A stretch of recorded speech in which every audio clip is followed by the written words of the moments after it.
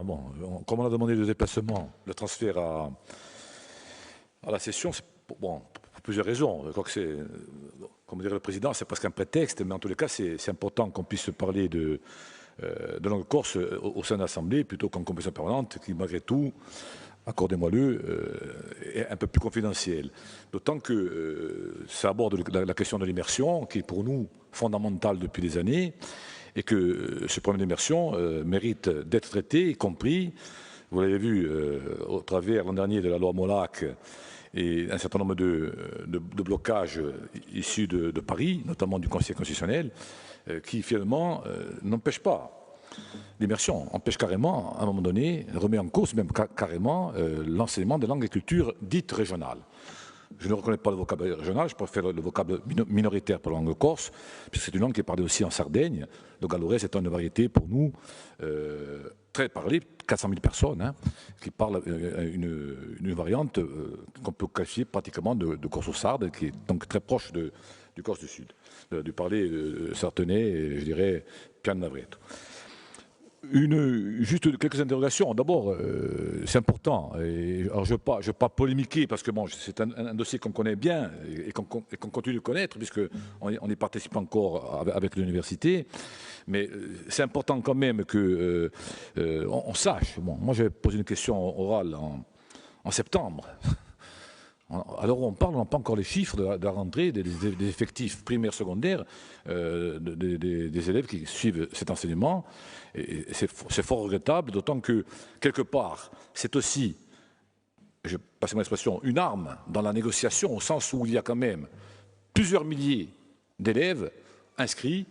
Et il ne faudrait pas que ça entraîne, parce que je sens sur le terrain quand même, puisqu'on est sur le terrain, une certaine démobilisation du corps enseignant qui attend de voir comment ça va se passer. Donc c'est important pour nous qu'on a évoqué le CPER, que ce CPER, qui théoriquement devait débuter en 2021, puisse au moins débuter en 2022, même si les centres d'immersion ne sont pas forcément, je dirais, dépendants financièrement de cette manne de l'État, puisque c'est essentiellement financé par la CDC. Je crois que c'est sur le bord, il y a très peu d'implications, en tous les cas sur la gestion des centres. D'apport financier, c'est pratiquement tout pour la CDC. Mais en tous les cas, donc ce CPER et surtout, bien entendu, dans la perspective d'une négociation avec Paris, l'idée de pouvoir poser de manière très claire la question du statut. Parce que, alors on parle, moi je ne vais pas revenir sur le scrutin, Marine Le Pen, les langues régionales et compagnie. Je laisse, s'il y a encore du papier à écrire, on le sera journaliste. En tous les cas, ce qui est sûr, c'est que nous, on le disait, on le répète, ce n'est pas négociable. Le statut de la langue aujourd'hui, pour nous, est aussi un des fondamentaux à poser sur la table de Darmanin, place Beauvau, ou demain, peut-être, à l'Élysée ou au Palais Bourbon.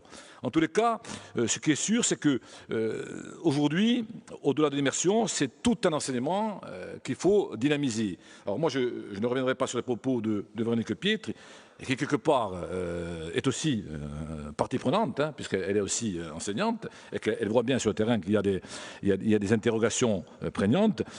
On a eu suite à la loi Molac, le fameux Conseil national de l'enseignement des langues qui, quelque part, a édulcoré la partie dite régionale, puisqu'on y a adjoint les langues de l'Antiquité et les langues étrangères. Donc, c'est tant qu'on puisse nous qualifier d'antiquité ou de langue étrangère à nous aussi. En tous les cas, ce qui est sûr, c'est que depuis lors, nous n'avons pas de signe très fort de la part de l'État.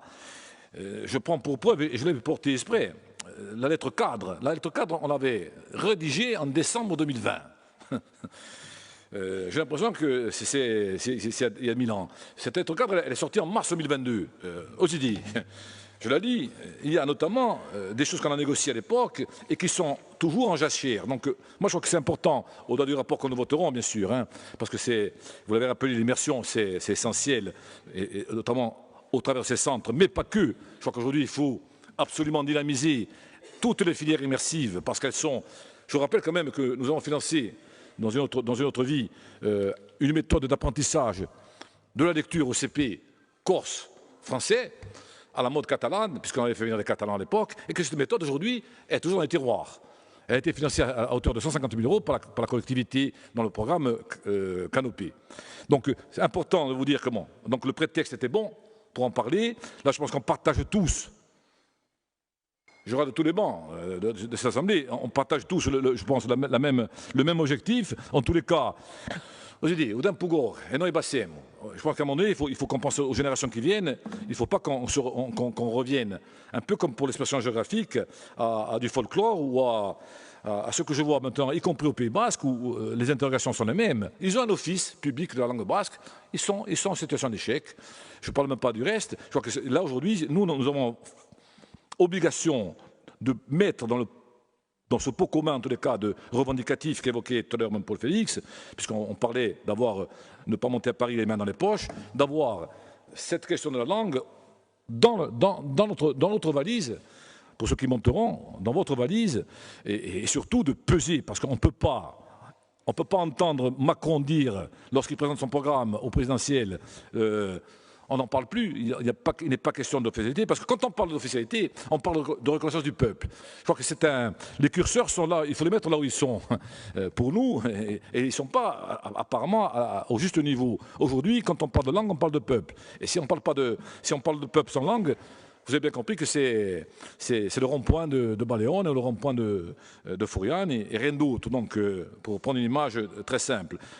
Et comme la route est longue, quelqu'un a dit un jour Tamantastrada, elle n'est pas finie, elle ne fait que commencer. Je crois que c'est important aujourd'hui de leur dire, et ce message-là, donc, au-delà de ce rapport qui, quelque part, est conjoncturel, c'est surtout de réaffirmer aujourd'hui que nous sommes sur une revendication qui ne peut pas reculer, aussi bien en direction de Paris, mais aussi, je pense qu'il faut faire un effort important, pour ne pas dire plus, avec la collectivité pour booster ce qui se passe aujourd'hui, parce qu'on est en situation, moi je le vois, hein, puisqu'on est à la formation aussi des personnels, on voit bien qu'il y a une stagnation. Il faut absolument relancer l'idée d'une langue qui n'est pas simplement, et n'est plus simplement un vecteur éducatif, de promotion et développement. Il faut qu'elle déborde largement sur son volet sociétal.